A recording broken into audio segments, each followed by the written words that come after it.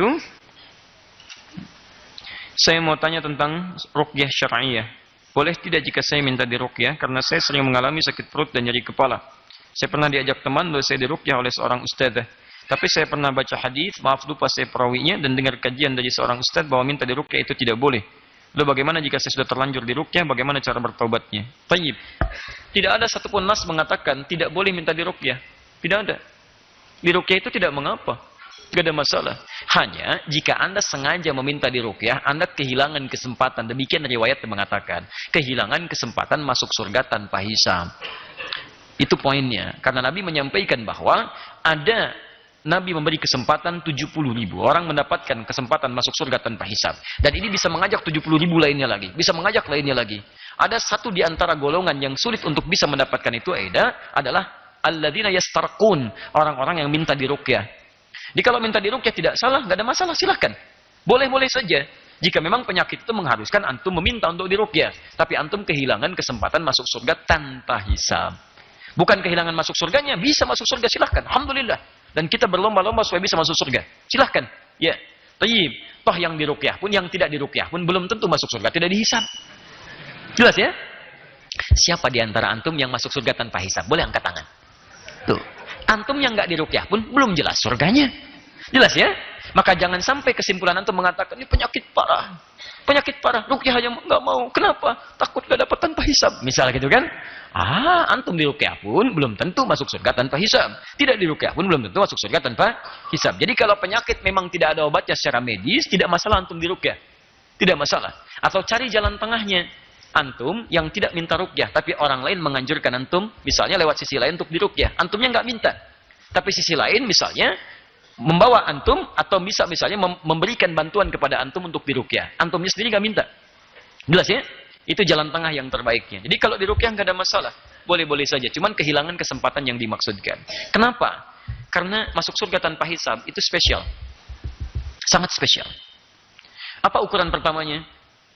Ukuran tingkat pertamanya adalah ukuran kekuatan iman kita di hadapan Allah Subhanahu wa taala. Nah, tingkat keimanan seorang hamba itu bisa berwujud ketika tawakalnya sangat dalam kepada Allah. Sedangkan orang yang cepat minta diruqyah sebelum dia mendekat kepada Allah, seakan-akan dia menepikan sisi kedekatannya yang tidak dimanfaatkan kepada Allah Subhanahu wa taala. Karena itulah akan lebih baik jika antum belajar ruqyah sendiri. Belajar kalimat-kalimat, kan diajarkan oleh Nabi. Bagaimana membaca kalimat-kalimat untuk meruqyah diri dari godaan jin-jin, dari penyakit-penyakit. Antum bisa belajar. Ketika antum belajar, antum terapkan pada diri antum. Mohon, minta, dan sebagainya. Itu barangkali jalan tengah yang terbaik.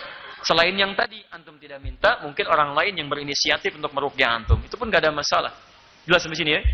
Tayyib. Dan ruqyah sudah ada di zaman Nabi. Dan Nabi tidak melarangnya. Kalau meruqyah itu dilarang, mustahil terjadi kejadian ini. Dan ini dikisahkan di hampir semua kitab tafsir saat membahas surah Al-Fatihah. Ada seorang kepala suku di zaman Nabi.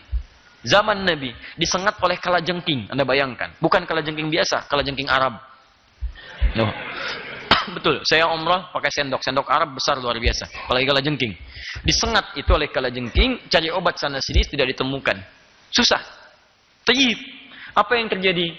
Kemudian dicarilah oleh anggota dari suku itu, orang-orang tertentu, sulit menemukan sampai ditemukan kelompok sahabat yang sebelumnya sebetulnya minta singgah di situ, tapi kemudian diperlakukan dengan cara yang kurang menyenangkan, tidak dijamu dan sebagainya. Maka pergi serombongan itu, tiba-tiba dikejar oleh utusan ini.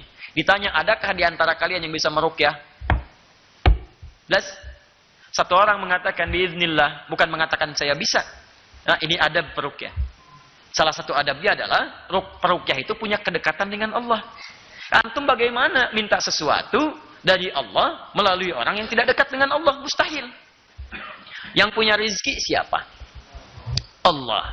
Baik, yang memberikan rizki siapa?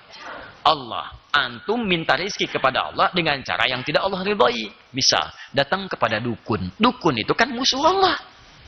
Bagaimana Allah bisa memberikan rizki terbaik untuk antum? Antum masuk lewat sisi yang tidak benar. Datang kepada paranormal. Dia sendiri tidak normal. Makanya disebut paranormal. Antum bisa bayangkan. Ya, Allah tidak suka dengan itu. Antum masuk lewat situ. Bagaimana Allah memberikan rezeki kepada antum? Jelas sampai sini? Nah, jadi teman-teman sekalian, begitu antum ingin bermohon kepada Allah, cari orang-orang yang punya kedekatan yang baik dengan Allah. Maka dia mengatakan biiznillah, dengan izin Allah, datang dibacakan Al-Fatihah. Sekali baca, tidak berulang, dia bacakan tanpa media tertentu, Allahu Akbar, sembuh seketika. Diberikan hadiah beberapa ekor kambing. Begitu dibawa dihadapkan pada Nabi SAW. Jujurnya sahabat, tidak dinikmati seketika. Masya Allah, gratifikasi. Walaupun bukan bagian dari tugas sebetulnya. Tidak bisa disebut dengan kalimat demikian. Dibawa kepada Nabi untuk bisa memohon penjelasan dari Nabi. Kalau menurut kita begini, ya Rasulullah, tadi ada begini nih, kami diberi hadiah, status hadiah ini bagaimana? Jelas ya? Nah ini nanti bahasanya agak panjang, apakah boleh menerima sesuatu pemberian dari hasil sesuatu yang terkait dengan misalnya pengajaran-pengajaran agama dan yang semisalnya. Boleh nggak menerima pemberian? Saya nggak minta, cuman saya dikasih.